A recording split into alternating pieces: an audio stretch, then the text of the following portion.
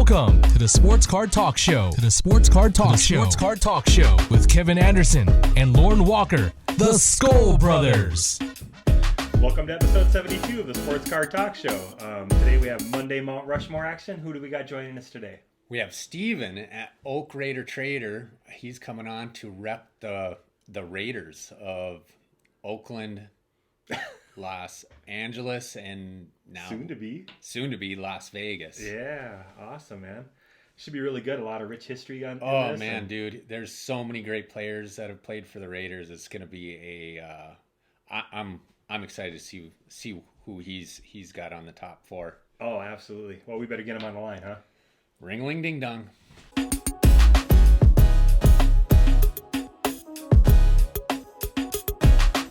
All right, we got Steven on the line with Oakradertrader on YouTube and Instagram. Thanks for joining us. Good morning, guys. Morning, Steven. I'm rocking a Bo Jackson jersey for there you go. Yeah. One of my favorites. I got the helmet back here for you if you want to just go ahead and strap up. Yeah. Oh, that's funny. So you have a kind of a big task ahead of you. They got quite the history here. Yeah. A lot of players have come through the Raiders organization. I mean, you got Jerry Rice. I mean, just people that have come through that Hall of Famers that just were there. So it's hard to pick somebody that was there for just a few years compared to like long-term, lifelong Raiders. But then again, you know, saying goes, once a Raider, always a Raider. So that's true. That's true. Yep. That's how it is. So, I mean, it was it was hard to choose. Yeah. Well, that's a handful, good. And I had to go back and keep going over my list and being a fairly new like Raiders fan within the last few decades. You know, most of the players I've watched, like, you know, tail end of Marcus Allen, Bo Jackson, Tim Brown, like Jerry Rice. So I have my history of the Raiders is very small compared to right the real history of the Raiders. So you had to do a little digging. A little digging. Awesome. So, well, we're excited to hear, man. You want to jump into your honorable mentions? Well, sure. I'm probably going to go the first person you've ever heard maybe doing this. I'm going to go with Janikowski. Oh, okay. Nice. He's only one of 3 place kickers to be selected in the first round. He's the all-time leading scorer of the Raiders. So, I mean, you know, longest field goal attempt, longest field goal overtime. I mean, there's just so much he's done as a Raider. And it was hard to see him wear another uniform, you know. Oh, yeah. But it's still, I mean, he's always going to be Seabass to us. So yeah, absolutely. Yeah. You said that name and it's synonymous, you know, it just automatically goes with Raiders in my mind. Yeah. I mean, he's just a Raider. So, I mean, you see him heavy set, drinking beer at the game still. It was great to see him, you know, on a camera shot this year during one of the games. So, yeah, I mean, that's fun. Yeah, he definitely doesn't. He doesn't. NFL record for the longest successful field goal. I mean, you were going to say, I'm sorry. Oh, I was just going to say he definitely doesn't look like an athlete. You basically look like me. Oh, no. Oh, man. So, but he's going to be my first honorable mention. Like you said, every time you hear Janikowski, you just think Raiders. Right. Mm-hmm. So that's my first one. My next one is going to be obviously somebody from now, Derek Carr. I think he's taken a lot of slack the past few years and everything since his injury, basically. But right now he holds every franchise record for passing. You know, second round pick. Basically, he's only 7 touchdowns shy of beating Ken Stabler for the touchdown record for the franchise. Wow. And he's coming off his best statistical year, I believe. Yards passing, completion percentage. His quarterback rating is like 100. So for me, that was and he's my PC. So he's my PC. I really think he takes a lot of heat for no reason. This past year, we just didn't seem to have the receiving core with Brown flaking on us, and you basically only had one good receiver and tight ends. That was it. So you couldn't really go long if you wanted to. Right. So with Tyrell Williams, Tyrell was looking really good before he got hurt too. Yeah. Oh yeah. Yeah. So, and that who was that other guy? Renfro? Is that? Winfro. Yeah, He started coming on strong. He started coming on. So, and then that tight end looks like a beast. So, Oh gosh. I was really surprised at how well the Raiders did this year. So, John Gruden's got him on the right track for sure. Oh, definitely. Looking forward to the switch over to Vegas this year. It sounds like the stadium's going to be ready. But I mean, when you get somebody like that who I believe he believes in the Raiders, what being a Raiders is. Yep. So he goes out there, he plays hard.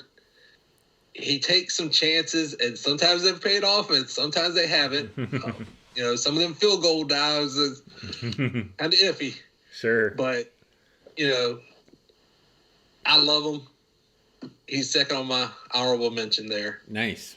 So, next, we're going to go back in time to our only 3-time Super Bowl winner, Cliff Branch. All right. Nice. So, this guy averaged 17.3 yards per reception. Hey, that's pretty insane. Yeah. Let's see. He finished his career with like 501 receptions, almost 9,000 yards, receiving and 67 touchdowns. So, I mean, and to be on 3 Super Bowl teams, all with the same team, outside of New England, I think. I don't know too many guys with that type of career. So, going back, he's going to be my third on this list here. Nice. Like it. Next, another PC favorite for me, and this is an old-time Raider, Jim Otto. Okay. He had an insane, he comes into the league undersized, plays his whole career with just the Raiders. It's like a 14-year career, Pro Bowl during 12 times during that time. AFL champion back in the AFL days, 10 times first team all AFL, and part of the 100th anniversary all-time team. So he played center, right? Yes, center. Yeah, okay. So, which obviously a very important position. Yeah. So, Yeah. Snapping the ball, protecting the quarterback. But, I don't know. Something about him when I was first started collecting Raiders cards. Was it the double? Something about that 00. Yeah, I was going to say, was it the 00? I don't know if he had a nickname, but I call him Jim Double Otto. So, that's me. But yeah. I love it. He's one of the first, I think, autographs, like one-of-one autographs I pulled, which obviously was a print and plate, but still. Yeah. Something like that. And it's just stuck with me. And he just looks Raiders to me. Yeah. That's cool. So that's my fourth. Coming up into the top Mount Rushmore, this is where it really gets difficult. Oh, wow. Tim Brown, 16 seasons with the team, Los Angeles, Oakland, already in the Hall of Fame in 2015. Just insane. Franchise leader in receptions, yards, and touchdowns. And honestly, I don't know anybody with the receivers that we've come through, like I haven't seen anybody that could compare to what he's done. Mm-hmm. So he's a great punt and kick returner too, wasn't he? Oh yeah. But I think his rookie year, that's what he did mostly. Or something to that effect. So, but so that would be my first on Mount Rushmore. All right. Let's see. Now you come up. I had to pick somebody defense, and somebody that's been around a long time, been a Raider, not been a Raider, been a Raider again. Charles Woodson. So you got 9-time Pro Bowler, Super Bowl champion, sadly not with the Raiders. So just award after award after award. The man was just a beast on defensive end. Interceptions. Gosh, I believe he's going to be eligible for the Hall of Fame next year. So, it's just, gosh. I know I've seen him play. Obviously, I was mighty young then. So, it wasn't until recently that he'd gone back with the Raiders and, but. I like him a lot better in the silver and black than those ugly green uniform that he wore there for a while. I bet you did. Oh, yeah. He was a nightmare. I mean, just the amount of interceptions and stuff like that it's hard to beat somebody like that. Yeah. And to play as long as he did in that position, I mean, I don't know anybody personally that would, well, obviously I don't know anybody personally in the NFL, but, anybody that has that type of skill for that long amount of time. I mean, he's 2-time NFL interception leader, stuff like that. Like, that's pretty impressive. Oh, for sure. So, I mean, like I said, going back when I first took on this task is that I had to go back and really read up on these guys because it's not something that I followed as much when I was younger. Right. It was, I'm watching football. Now it's like, these guys, like the history of the Raiders, what they did, what they really did. Yeah. So, absolutely. So number 3 there.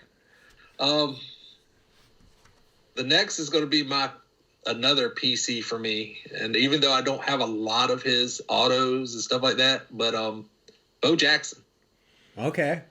So he's my personal favorite. That's when I came up being a Raider, wanting to watch the Raiders because Bo knows everything. So I want to know what Bo knows. Right. So, but like I didn't know that when he was drafted that he didn't originally want to sign with us, that he was rather pursue his baseball career. But with Al being like, Al loved those Heisman winners and stuff like that. So we seemed to draft every Heisman winner there was at one point, it felt like. But Bo, to me, was what Raiders football was. We'd have the long ball still, but like he pounded out. I mean, just the amount of yardage, he almost gained 6 yards a run, on average for just that short little time he's there. He never played a full season, so that's just the numbers he put up in the short amount of time. And just, I think it's always the what could have been with Bo. Oh, yeah. Oh, for sure. It's always that. And I think the same thing, you go back to, like, Barry Sanders. Like, the what could have been, because it's like, if they just put the team around him to go. And I think we could have, if Bo stayed healthy, I think we would have had a Super Bowl before. Bo was one of those players that all us kids that growing up, he just captured the imagination of everybody. He was the Michael Jordan of football at that point. I was just thinking the same thing. And baseball, I mean, the guy would go hit home runs and then break off 90-yard touchdowns, and everybody that's our age, loves Bo Jackson. Hey, I don't know anybody who couldn't. So. Yeah, right. I'm a Viking fan, and I'm wearing a Bo Jackson jersey. Did you borrow that, or did you actually own it? No, I pulled it out of my closet. There you go. Yeah. That's what's up. It's probably, I think it's the only other, if it's not a Viking jersey, it's not in my closet other than this one. Wow. Yeah. See? Yeah, but this is the only other jersey that I own that isn't purple. You can spray paint it, but that would ruin it. So. Oh, I'm sorry. No, I actually got a Dan Marino jersey too. You'll watch our old videos and see me in a Dan Marino jersey. I can't lie. Before I found the Raiders, I mean, it was Dan Marino. I think I was more about the players than the teams. Uh-huh. So I know, like, I grew up in Virginia, and the Redskins were, my local team. So rooted for them. But Dan Marino, I really wish he got the Super Bowl ring. He was just amazing. Yeah. Oh, for sure. But back on track. Yeah. Next on list. So the guy Bo replaced, Marcus Allen. I mean, 11 years with the Raiders, made the Pro Bowl 5 times, NFL MVP in 85, almost 2,400 rushing yards. He's just, he was basically Bo Jackson before Bo Jackson. So, I mean, it's just, I think with the commercialization of Bo, that might have been what, everybody wanted to watch Bo, because Bo, just like you said, he'd just pop off a 60-yard run and be gone through the gates, running over Bosworth and everything else. I actually heard that Marcus Allen did everything that he did, and something happened between him and Al Davis, and they didn't like playing him or something like that. Like, there was a rift. There was some beef with Al and Marcus. Yeah, because, I mean, he went on to play for the Chiefs and put up amazing numbers for years after that. And I know that a lot of Raiders fans were like, man, he could have been doing that for us, Yep. Yeah. But I can't exactly remember what it was, but I know there was some beef there. I've read about it in the past and heard about it. And for some reason, I don't know if it was a contract thing or what, but yeah, that could have been part of the downfall there too. Right. But I mean, he still put up the numbers when they weren't trying to give him the ball. Oh yeah. Because even though Al wasn't the coach, Al still had a lot of influence on game day. That basically is the Jerry Jones of the past. Yeah. Oh, he definitely is. Whenever I hear Jerry Jones, see Jerry Jones, I'm like, Al Davis was the original Jerry Jones. Just not all the money and flash. So. Well, he was the rebel Jerry Jones. He did so many things to tick off the NFL. Like, he was so revolutionary. Al Davis was. Oh, definitely. And even though he's not the face of the franchise, what I decided on, but he was what I wanted to pick as the face of the franchise. I mean, like you said, he is a Raider. He is, man. Yep. Easily could have been, yeah. The way he moved the team and everything else just basically undercut the NFL. Yeah. Al did what Al wanted to do. Might be the reason why we didn't have our own stadium for a long time, but right. That was hard. But so the face of the franchise, and I mentioned him earlier, Ken Stabler. So 10 years with Oakland, Super Bowl winning quarterback. I don't even know if he really started until 73, but he was with the Raiders for a long time before that. He basically just played as a backup to, I think, Darryl LaMonica. I think that's the guy's name, yeah. So, just the amount he come in, played hard. Gosh, it's hard not to pick somebody like that. The Snake. I mean, he's got a cool nickname. Yeah. Let's see. There was 5 consecutive years that with him at quarterback, we were in the AFC title game. So I mean, we were always seen to be in it when he was there. And he held all the passing records up until Derek Carr coming in. So I mean, that's a lot of quarterbacks between him and then. Now. So a lot of quarterbacks. Dude, you had such a hard job because I'm like going, man, you didn't name so many Raiders that like should get at least mentioned, and I have to. I mean, you didn't mention Fred Biletnikoff, Howie Long, Art Shell. I mean, see, I want to mention Howie, but it's like, okay, I didn't really watch Howie play, so I know a little bit more about Woodson. Yep. More familiar name to me. So I mean, it's really hard. Oh, it's so hard, dude. So hard. And I've watched these other interviews that you've done, and they seem to just rattle this stuff off, and I'm just amazed. Like, I'm sitting here, I'm trying to read bullet points still and just, like, struggling with it. So, I mean, Well, there's some teams where you're like going, yep, these are definitely the best 4 guys in the franchise, and you struggle to find some honorable mentions, kind of. And then there's a team like the Raiders, and you're going, who's getting left off this list, man? Yep. So many people. Oh, I didn't even say John Madden, Tom Flores, Ray Guy is like considered the best Flores, punter in. Got my guy down here. There you go. Yeah, yeah. I mean, yeah, that was awesome, though, man. So I mean, yeah, you're right. There's just so many. I mean, and like, it doesn't seem like a lot of Hall of Famers, but there's just so many just great Raiders. Mm-hmm.